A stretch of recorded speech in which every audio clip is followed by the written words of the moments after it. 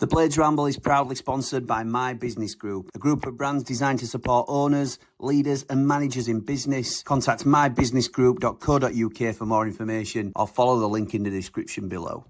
Blades fans, subscribe to Blades Ramble. Up the Blades.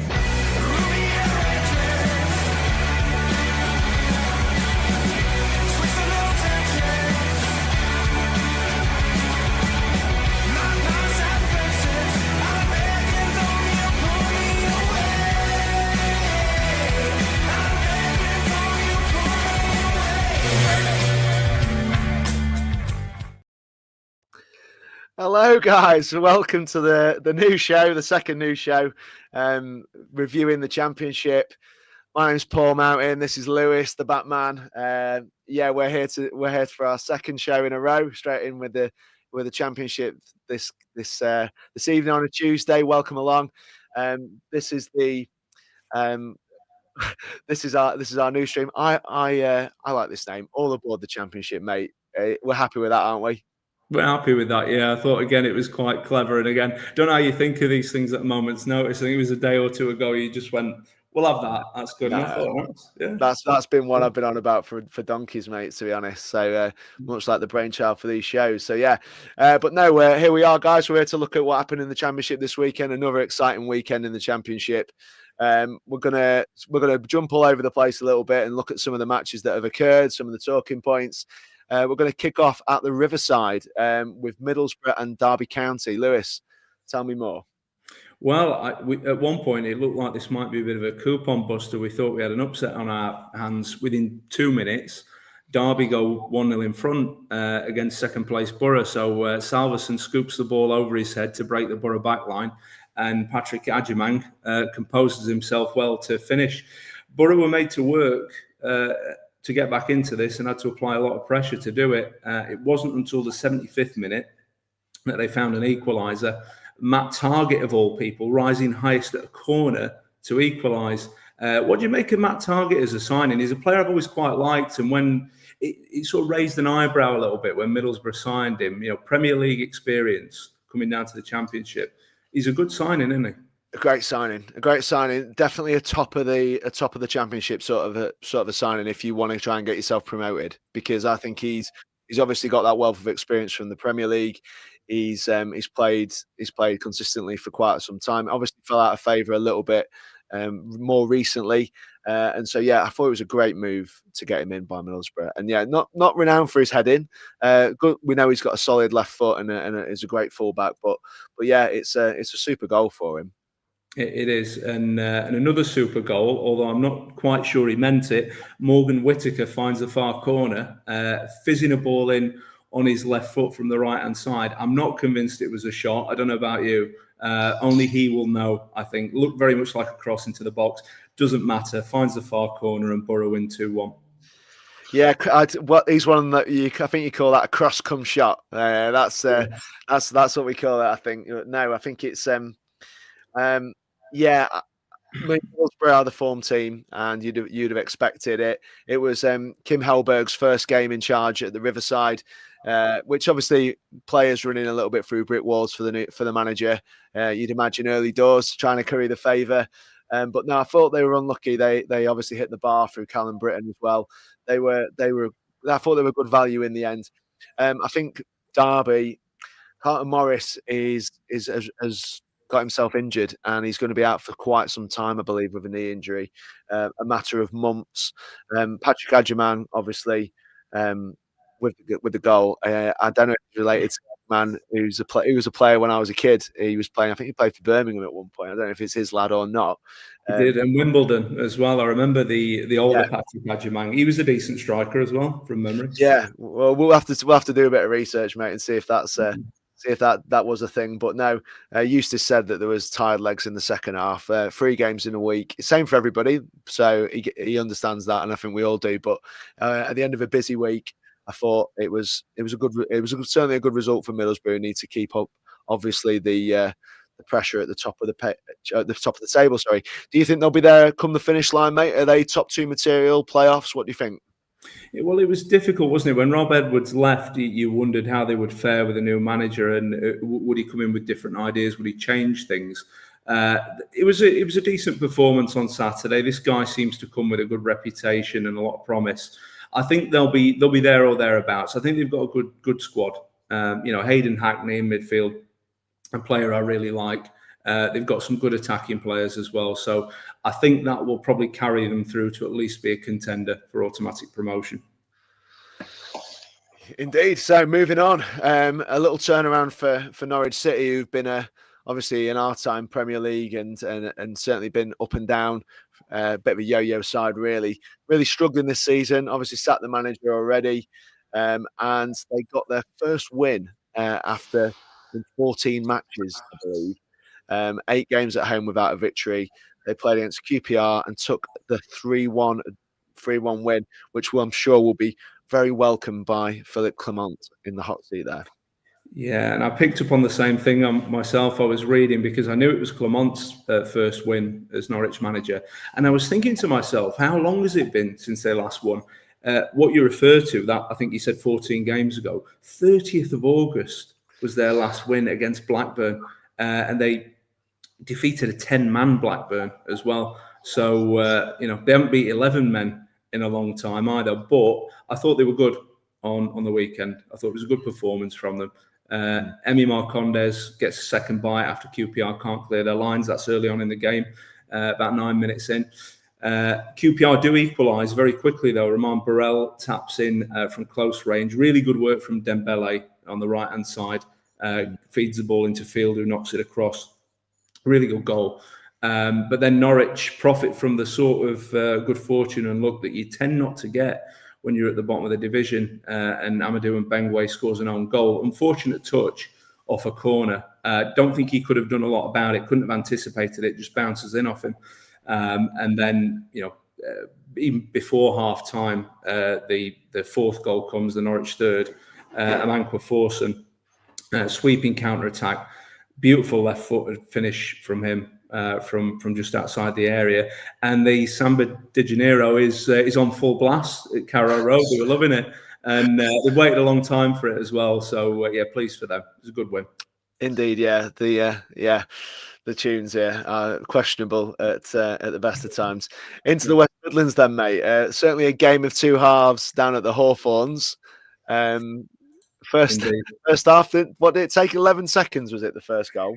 11 seconds, or roughly that. Boy, did West Brom need this result. Previously, 1 win in their last 7 league games, and it didn't start well. So, as you say, seconds into the game, Zamvi Potnik lobs Griffiths in the Albion goal within seconds of kickoff. And then, to double the misery, Ethan Galbraith, a player that was on a lot of people's radar in the summer, and does seem to be finding himself a home at Swansea. Doubles the misery, really great goal. Swansea zip 4 quick passes together, and Galbraith lets fly from long range. At that point, Blues... Griffith's mistake, maybe? Would you point a little finger at the goalkeeper in that? Yeah, possibly so. I think he gets a hand to it from memory, doesn't he? But one he could have maybe done a little bit better with.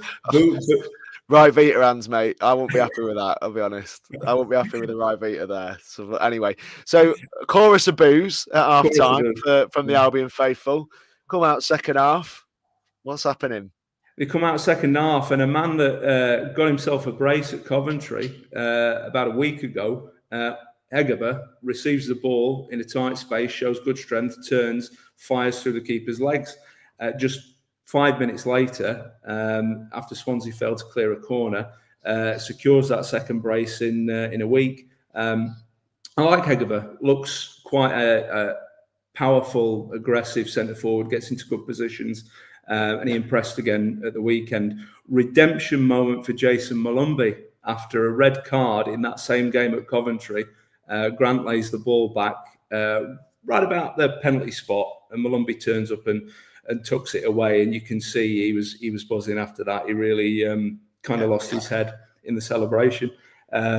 Some result from 2-0 at half time and the boos chorus. So fair play to them. And Mason obviously had a few words at half time, and it worked for them. Fair play to West Brom for that. Now on to the runaway leaders, potentially the ones that might just disappear and no one will be able to see for the rest of the season. Coventry at home to Charlton Athletic, who we've been really impressed with this season in terms of how they've equipped themselves in this league. Some really good recruitment in the summer. They've gone to Cov and suffered like many a side do. How did that game play out, mate? Well, a 3-1 win for Coventry, and they just continue their irresistible form, don't they? 50 goals in 18 games played is just staggering. I can't remember. Maybe there was another season where a team was scoring at that rate, but they're just all-out attack style. And look, you can get at them. We've seen that. You can get down the sides of them. I've seen a couple of teams do that to them. So they're not airtight at the back, but they're just so fluid and aggressive going forward, and they just score so many goals. 10 points clear now. I mean, do you think anyone can stop them at this stage? Personally, not. I think that they've got. Well, they've certainly got belief, haven't they? But they've also got a manager who's gone in there in Lampard, who people were doubting on arrival, who has turned up and done a fantastic job for them. Really has. They've got a lot of depth as well. They've got a couple of players for each position in those key areas at the top of the pitch, and I think they've probably got too much on paper for the rest of the division. I think they are the ones that will run away. I don't see anyone joining them on the runaway train. I'll be honest. I don't see what happened last season with the three at the top, sort of putting a massive gulf between themselves and the rest. I think it might be Cov's swan song. I think they might be done with 3 or 4 games to go, so they can relax and enjoy the summer a bit earlier. So yeah, I think that Coventry, this is their time, and fair play to them. They haven't stopped yet, have they? So let's get cracked on to Stoke then. Notoriously difficult place to go. A surprise package for against Hull City, who both sides have done well, I think, this season against. What I don't think there've been loads of belief from the neutrals pre-season. I think they're both having a really good season. But someone who's been shining for Stoke is Sorba Thomas, someone who's capable of some special things. And no exaggeration, this volley is Shearer-esque. The power on this. Scholes, think about Scholes' ones. Think about Shearer's. Sorba Thomas, take a bow. What a goal. Yeah. It was it was up there. There were a couple of goals. I think this was my favourite goal of the weekend, as you say, for the technique and the power on it. No one's stopping that. No, it was getting faster when it hit the net. I thought the net's done well right there to stay in one piece, but it was Hull who paid them back and then stole it for a really confident and a flourishing young man who is starting to find some of the form that we thought he might be capable of when he burst through at Leeds United.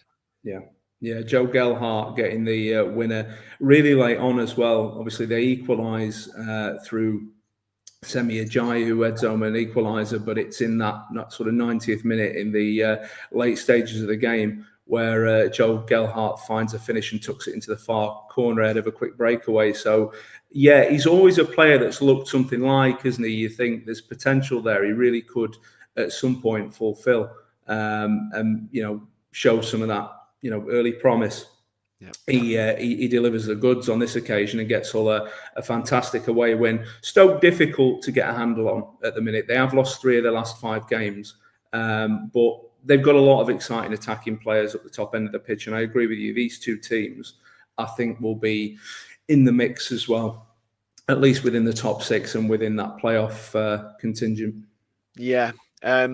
I think they're having great seasons, and fair play to them from where they were last year. I think they're much improved this year, so hats off, fair play. The big question is, can they continue it? And I'm sure the supporters will be hoping that they can. Down to the south coast, Portsmouth, who are starting to struggle a little bit at the moment, come up against a really well-established now side in Bristol City after their great season last year. Bristol, for me, I think that they have uncovered so many good players with no budget really in comparison to some of the rivals, and continue to punch pretty highly. They do, and I think in this game justice just about served for them as well. Scott Twines denied a penalty early on. Certainly looked like contact to me. If not, I'm wondering why he's not been booked for simulation, because it really did look like a penalty.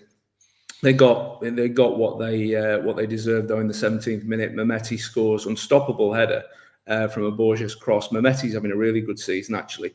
He was someone, and because of where in the world I live, I know a lot of Bristol City supporters. He was someone that people thought was very hot and cold. You couldn't rely on him from one week to the next. He'd be brilliant one week, he'd disappear for 3. This season, he really seems to be stepping on the gas a bit, Mehmeti, and he's putting in more consistent performances, let's say. Would you say it's more like a pint of Mehmeti as opposed to half a pint of Mehmeti? Is that what you're saying? Yeah, they're getting a full pint out of him this season. Yeah, and it seems to be he seems to be making a real difference for them. Again, as you say, some good recruitment from them.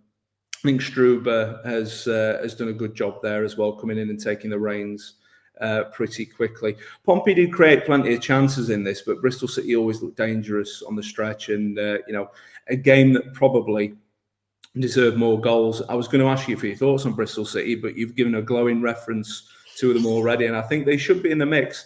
They'll be chipping away at that playoff pack for sure, I think.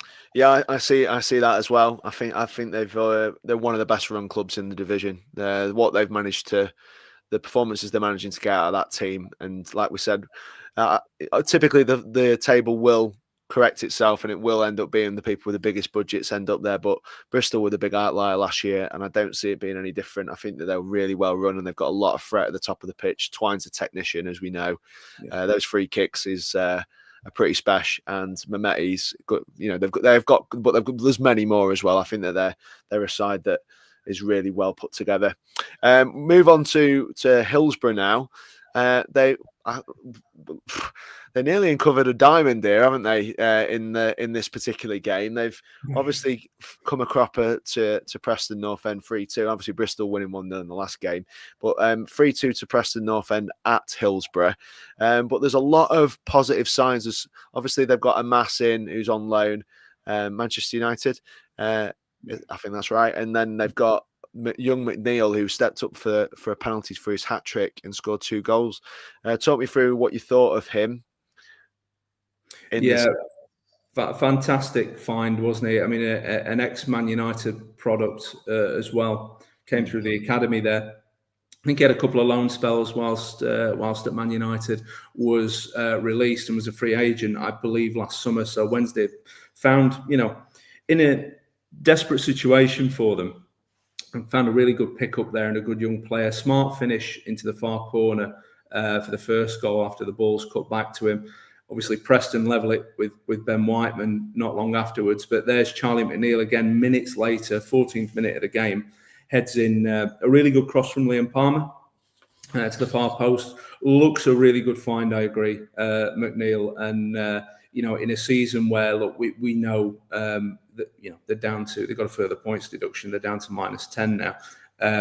They're going to go down, but they need to try and restore some pride and get some good performances for many reasons at Hillsborough, and players like McNeil are going to be very important to that for them.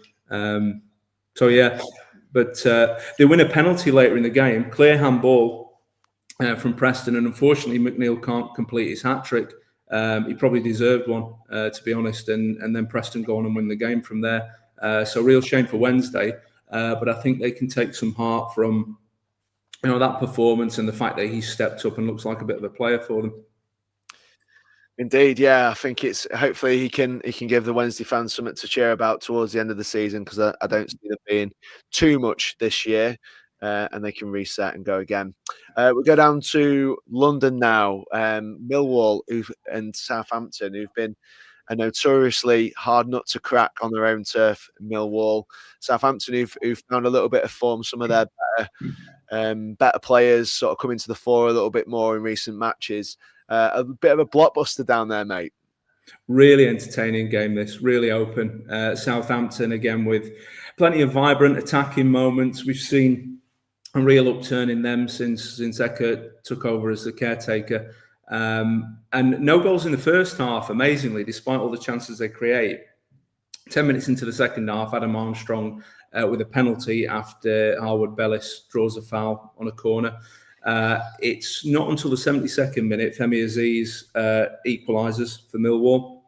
And then Caleb Taylor scores an absolute screamer just after, maybe about 10 minutes to go of normal time, 25 yards. He's given far too much time to take aim, and he takes the invitation and he takes it really well. Fantastic goal. Again, probably my second favourite goal of the weekend in the Championship after Sorba Thomas, I would say. If you, for the, I mean, it's not. I'm not saying forever this has been the case, but if you took the best 3 goals out of the Championship this weekend and put them up against the Prem, I think you'd be pleasantly surprised at how good the quality was there from Taylor. It was a terrific goal and a great moment for him, obviously, in the end to get the W at home against Southampton, who are a side that I think people need to look out for. I think they're going to be a side that is going to put their foot down towards the second half of this season and going to be well in the shout for the playoffs and even better potentially. We head down to Oxford, who pulled off a bit of a surprise for most people, I'd imagine, at home to Ipswich with the 2-1 victory. Gary Rowett, obviously, doing his jobs down there against an Ipswich side who with a lot of talent on the field. Yeah, and they find inspiration under the lights on a Friday night, stopping a resurgent Ipswich who had gone unbeaten in their previous 6 games and really looked like they were turning a corner because although they haven't had a terrible season, they were far further down the table at one point earlier on in the season than we would have expected. But it's Oxford that take the victory. They open the scoring about 25 minutes in. Mark Harris profits from a Matasiwa mistake with Ipswich trying to play out. Ipswich had almost all the possession up to that point and did nothing with it. In fact, 73% over the entire game they had. It just shows you it's not always 9/10 of the law. And 53rd minute, Ipswich do level. Leif Davis, lovely goal this on the volley from a corner. Really well worked. But it's Oxford that take it. Plaqueta with a tidy left-footed finish from an Oxford counter. Lovely ball forward. Like him. Good really good. And a great ball from Dekersmaker to him as well. It was a good goal. And they were worthy of it. As I say, they didn't have much of the ball, but what they had, they used well. So good on Oxford. Massive win. Cummings had a hell of a game, didn't he, in goal for him? He did. He did. He had a fantastic game, and what a valuable 3 points for them as well. Indeed. Okay, so then we've got moving down to Wrexham at home to Blackburn. Kiefer Moore has gone there and done a really good job for him this season. Always looks a really good threat for them. It's a 1-1 draw at home to Blackburn. They might be a little bit disappointed. Good Johnson with a goal for Blackburn, I heard, doing his father proud. And obviously, if he ends up only being nearly as good as his dad, he's going to be one hell of a player for Blackburn. Agreed. And I watched him a few times now. Very good player in his own right as well. And I think he's a good point away from home for Blackburn. Obviously, they've had their struggles. Have come up with 1 or 2 surprising results recently. Wrexham are now unbeaten in their last 8 games, and they left it late to preserve that. But watch out for Wrexham. I'm going to stick my neck out and say my dark horses for the playoffs. Just very difficult to beat, very stubborn team. And they've got a goal in them as well. I think, there's a lot of competition up there. They might just fall short, but I wouldn't write them off. And go 1-0 down in this one. Good Johnson, as you say, Ida's lad, anticipated, timed his run well, peeled away from the centre half and heads it home. Blackburn could have stretched that lead as well. They were a bit wasteful in front of goal at times in this game. I thought they could have gone 2 or 3 in front. Wrexham then created multiple opportunities before, and it's in the 90+5 that they get their equaliser. Max Cleworth gets the final touch after Nathan Broadhead shoots. So, I mean, thoughts on Wrexham? I mean, where do you think they'll finish at the end of the season if you had to stick your neck out? Oh gosh, put me on the spot, mate. Why not? I think my personal feeling is they're going to be. They might just miss out on the playoffs. I think that they'll be there in the conversation, but I think they'll miss out on the playoffs, and I can see them finishing somewhere around 10th. Is my thoughts on Wrexham this season. Coming up, it's always sometimes it's just a case of maintaining status, or have seeing how that can go. I know they've invested quite nicely in their squad, but I think they might just fall short. I think there's some big guns who are going to start to make their moves in the second half of this season, and I think they'll just be on the wrong side of that, unfortunately. 10th would be a fabulous result, though, wouldn't it? I'm there to be proved wrong, Wrexham fans. Please don't shoot me. It's just my opinion. There was a good game last night at Birmingham and Watford. Two good sides. High energy game. Tight one in the end. It was a rainy Monday night game. Birmingham's starting to put a little bit of form together, I think. Now 7th. 7 points from 3 games, rounding off a very strong week for them. Pack wins the ball back in Watford's half for the first one, finds the bottom corner with a bit of a rasping drive. And then Birmingham double their lead. Just before half-time, Damari Gray cuts inside from the left-hand edge of the penalty area, thumps one into the corner. Great work, by the way, from Jay Stansfield to send him on his way. Great little dribble on the edge of the area, sent Damari Gray off on the left-hand side to get him going. Yeah. And then Watford do get one back just after the hour mark. Otman Marma with a low effort in the middle of the box. I think James Beadle should do better with it. Really, I mean, it's pretty much straight at him. And we've seen Beadle have some great performances over the last couple of years. But he should do a lot better with that one. I think he'll be frustrated with that. I think Gray's goal was one of the ones of the weekend for me. I thought he took it, showed that little bit of ability that gets you Premier League moves like he's had previously, and I think he's a bit of an X factor for Birmingham in that position. So yeah, I thought it was a good goal. Stansfield for me, I know he's the record signing, isn't he, in League One? I think he went pretty penny. I've never seen a team in League One spend that sort of wedge before, but he works for them, doesn't he? I think he's an absolute. He's a man you hang your hat on. He's a really hard-working player. Gives so much to the team outside the box as well. I really like him as a player. I think his attitude's first class. Then we move to two big sides in this division. Leicester City at home to Sheffield United. Sheffield United obviously scored 9 goals now in 3 matches, which is a massive difference compared to where they've been for the rest of the season. The game at Hillsborough may be the turning point for Sheffield United this year. Obviously raced into an early lead, 3-0. Was it a bit too early? Almost. City Peck obviously adding his second goal in a week. It was after half an hour, and I liked it after an hour, maybe a bit further, for a bit more comfortable for the Blades in this one. Yeah, I think so. And it did always feel a little bit early, didn't it? You wonder at that point, Leicester have got to come out and respond second half as a home team will. And a team that's just come down from the Premier League with some quality players for the level in their team. But Sheffield United round off a perfect week, 3 straight wins, as you say, 9 goals, 2 of them from an emerging Tom Cannon all of a sudden. As you say, lightning quick start to this one. Tom Cannon puts Sheffield United ahead early on. O'Hare doubles the lead. Well, I say O'Hare, it was actually awarded to Riedewald, wasn't it? And I think O'Hare was going to dispute it. Again, you might tell me you could see the touch at Riedewald. We had a conversation about the double touch with Mateta's penalty earlier. I don't know. Could you see the touch from Riedewald?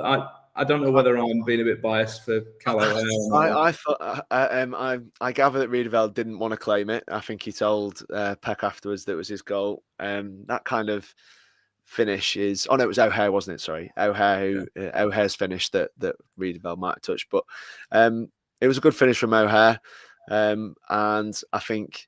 We'll let them decide, mate. I couldn't personally see it on first glance when I watched it. It's pleased for City Peck. It feels like he's somebody who's going to step on now. I think Leicester have a lot of quality in that side, particularly in those 2 wide forward areas in Mavadidi and Fatawa, who I believe will get them a lot of wins this year. And depending on what happens with the points deduction, may see them mount a challenge. For the Blades, it's just got to be heads down and keep going, I believe, all the way through to January. Talk of what can happen towards the end of the season needs to be parked until we get through February, so we can sort of see what we think the Blades might be able to achieve this season. Because obviously, if they can do more 3-game weeks with 3 victories, then we are going to be laughing all the way to the finish line for the Blades supporters. So this is what the table looks like at the moment. Coventry runaway leaders, 43 points, a 10-point gap to Middlesbrough. Are they gone already, mate? Do you think they're gone? I think so. I think, as I say, just the rate they're scoring at. I mean, you look at that; they've got 50 goals. Middlesbrough 24, Stoke 26. So the teams below them just score, probably at a reasonable rate, but so much fewer goals than Coventry are getting. They've lost one game, which was at Wrexham, which, as we talked about earlier, not an easy place to go. I think they look good, and I think as long as they don't do anything crazy, they don't change the squad too much in January, I think they'll coast it. To be honest with you. Yeah, it is. To me, it's still quite an unusual top six. It wouldn't be a six that I'd have called at the start, and you can see the form guide there, looking a little dots and dots of red more for those top six sides, those teams in 3rd, 4th, 5th, and 6th there in Millwall, Stoke, Preston, and Bristol. So again, more green required if they're gonna stay there for the season. Ipswich there looking good. Obviously slipped up at the weekend and are replaced by Bristol in the playoff spots. But two sides that I think will be certainly there or thereabouts. I can see a lot of quality in the Ipswich side, and maybe it was a blip on the radar for them. We can see Wrexham showing some improvement, having been beaten for some time there. And Derby County, I fear a little bit for Derby. I think Morris is such a big player for them that they. I'm hoping for the Derby fans' sake that they can continue to show a little bit of consistency in performance and maybe maintain their status in the centre of the table. Do you think the top six is a bit of a surprise at the moment, mate? And what changes might you see envisage seeing as we move through the season? Well, I didn't expect really any of the teams in 3rd to 6th to be in there. Coventry and Middlesbrough, yes, were teams that I could have imagined being in the mix. I agree with you. I think despite the fact that they lost at the weekend, I think Southampton are on the way back. I think the caretaker manager, Kurt, seems to be getting a tune out of and may well get the job on a permanent basis. And I think, they're coming on the way back. Ipswich lost at Oxford, but again, I look at their squad, Philogene, some of the players that they've got in their squad, real difference makers. And when they turn up, they can turn teams over. So I think those two, Sheffield United are in with a shout if they can continue this current form. I think they've got to put their foot on the gas now. We're into December now, and it was a long way back at one point. So, again, Leicester, depending on the points deduction, as you say, that there's certainly quality, as you say, the wide men for them. The same with Ipswich, can make a real difference for them. So I think some of those teams are going to threaten at some point. Again, I've got a little bit of a dark horse spot for Wrexham. I think they might have a little bit of a nibble at it. Birmingham are in there as well. It's quite exciting, really, isn't it? There's a lot of teams in there that you could see making a late push for it. Yeah, absolutely. Next part of the table, obviously West Brom propping up in the top half just about. Couldn't get the whole picture in there, guys. Sorry about that. But West Brom there, obviously in 12th. QPR followed by Southampton and Watford. Then you've got some teams that you wouldn't have expected at the start of the year, I don't think, in Leicester and Sheffield United in that bottom half down there. Oxford United with an invaluable 3 points that elevates them out of the bottom three with their first win in a month, which is obviously welcome for the Oxford supporters. Do you think they're going to have enough to stay alive this season and stay out of the clutches of that bottom three? I think they've got a puncher's chance. I mean, Sheffield Wednesday, because of their predicament and the points deduction, that's one place gone, you would have to say. And then looking at Portsmouth, I think could be in trouble. I think Portsmouth maybe don't score enough. They've always been quite defensively solid under John Mousinho, and you always think, well, they give themselves that puncher's chance again because they can keep the ball out the back of their own net, but they don't score too many. So worry about them for that reason. Oxford, I think it'll be touch and go for them. I think if they can produce more results like they did on Friday, they might have a chance. Norwich, you think now that they've got a win, they played very well at the weekend. Could Norwich now make a bit of a climb under Clement? It remains to be seen. We'll see over the next few weeks. Yeah, it doesn't make pretty reading for Wednesday, does it? With a recent deduction, 27 points from safety. The form is in the bin, as it is with a few down there. Swansea in particular as well, having a little bit of a slide at the moment, down towards that bottom three. Norwich with a very welcome home victory, which, you know, the supporters down there, they're used to a little bit better, I would say, than what they're getting at the moment. So I'm sure they'll want to do that. If you cast your eye slightly higher as well at that form, Charlton Athletic, the wheels have come off a touch for them. I'm sure they'll be desperate to move forward with a few more victories in the next sort of 5 or 6, because if they could certainly get dragged into some of the issues down at the bottom there. And the Watford form is obviously excellent there, and Birmingham proving to be too much for them. I'm sure they'll be happy with that result on that basis. So yeah, it's an interesting table, mate. It's one that certainly I wouldn't have called too much at the start of the season. I'm just going to go through a few of the comments that we've had from some of our supporters today. Blades Ramble. So Jimmy coming in with targets being a great sign for Borough. I fully agree with that. I've got another one here from Brett, who claims that he doesn't think that Borough will maintain their position. Will drop into the playoffs or just outside.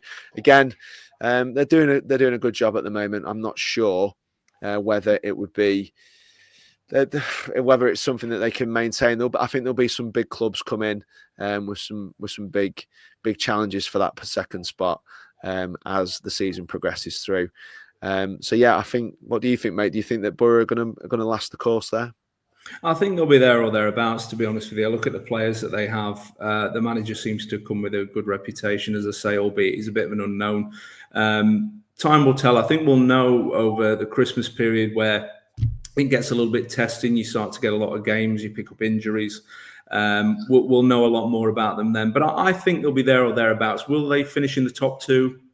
Again, I think it's touch and go. I think they're going to have teams pushing them. Stoke, Hull, some of the teams. Southampton, I can't take my eye off them. I think they're going to make a late push to get up there as well. So a lot of ability in the side, aren't they? Yeah. We've got another comment here from Michael. Wrexham missing Kabore and Casese, or maybe, I don't know. Maybe you could help me with that one.